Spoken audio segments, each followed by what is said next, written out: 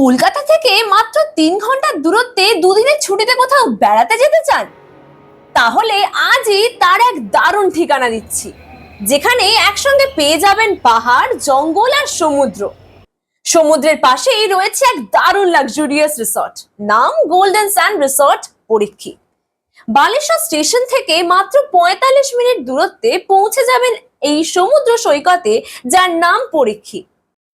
যারা 2 থেকে 3 দিনের ছুটিতে কোথাও ঘুরতে যেতে চান, তাদের জন্য পরীক্ষীর এই রিসর্ট এক দারুণ ঠিকানা। আমরা চলে এসেছি গোল্ডেন স্যান্ড রিসর্টে। আপনাদের গোল্ডেন স্যান্ড রিসর্ট কবে থেকে চালু হয়েছে?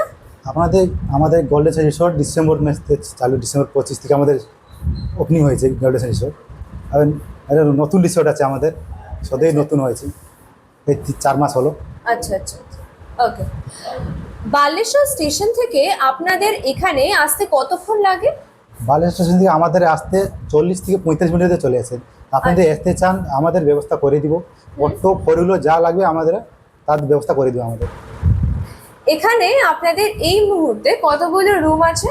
আমাদের এই মুহূর্তে এখানে 16খানা রুম আছে, আর সব ফুল এসি। রুমগুলোর রেট কত? রুম আমাদের যদি আসতে চান তাহলে নন এসি আছে 1800 টাকায়, এসি আছে 2200 টাকায়, 4 টাইম খাওয়া দাওয়া নিয়ে। আর পরীক্ষী বিচটা আপনাদের রিসর্ট থেকে কত দূর? পরীক্ষী বিচটা আমাদের রিসর্ট থেকে 100 থেকে 150 মিটার।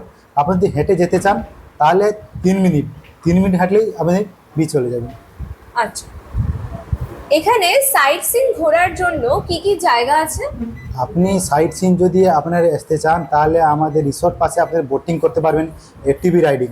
তারপর হচ্ছে আপনি যদি 50 কিলোমিটার ডিস্টেন্স আমাদের যেতে চান তাহলে 5টা প্লেস পাবেন ঘোরার জন্য। পঞ্চলিঙ্গেশ্বর আছে, ইমামি জগন্নাথ মন্দির আছে, ক্ষীরচরা আছে, তারপরে রাজবাড়ি আছে, ফুলডিয়া ফরেস্ট আছে। আচ্ছা, আপনারা কি সাইট সিন করানোর ব্যবস্থা করে দেন? হ্যাঁ, আপনারা যদি যে নিতে চান আমরা সাইট সিনের জন্য সব ব্যবস্থা করে দিই, এসি নন এসি গাড়ি, আর অটো ফোরহুইলার বোলেরো যা যেটা লাগবে আমাদের সব ফুল ব্যবস্থাটা করে দিই আমাদের। আচ্ছা, আপনাদের কি কার পার্কিং এর ব্যবস্থা করা আছে? হ্যাঁ, আমাদের পার্কিং ফুল ব্যবস্থা আছে, আপনি আসতে চাইলে পার্কিং করে দিব। আমরা হোটেলে চেক ইন করার পর লাঞ্চ করতে বসেছি। লাঞ্চের মেনুতে ছিল ভাত, ডাল, বেগুনি, মাছের মাথা দিয়ে পুঁই শাকের চচ্চড়ি, বাটা মাছ ভাজা, পমফ্লেট কারি, দই, চাটনি আর পাঁপড় ছিল।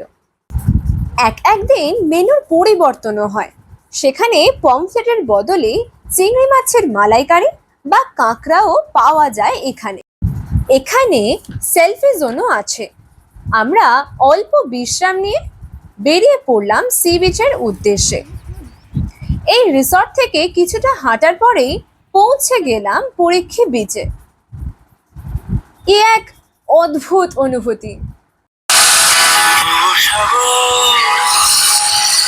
তোমার কুলে ভেঙে পড়া ঢেউয়ের মানে কি? সন্ধ্যাবেলা সমুদ্র থেকে ফেরার পর আমাদের রিসর্ট থেকে বারবিকিউ এর ব্যবস্থা করে দিয়েছিল। সন্ধ্যাবেলা কিন্তু রিসর্টটা খুব সুন্দরভাবে সেজে ওঠে, চারিদিকে লাইটিং দিয়ে দারুণ ভাবে সাজানো। তার মধ্যে এখানে একটা স্টেজ করা আছে, এর কিন্তু কোনো চার্জ নেই, তোমরা এখানে চুটিয়ে মজা করতে পারো। তাহলে আর চাইলে প্যাকেজের বাইরে তোমরা পেতে পারো বারবিকিউ এবং বনফায়ার। এরপরে আমরা ডাইনিং হলে আমাদের ডিনারটা করলাম।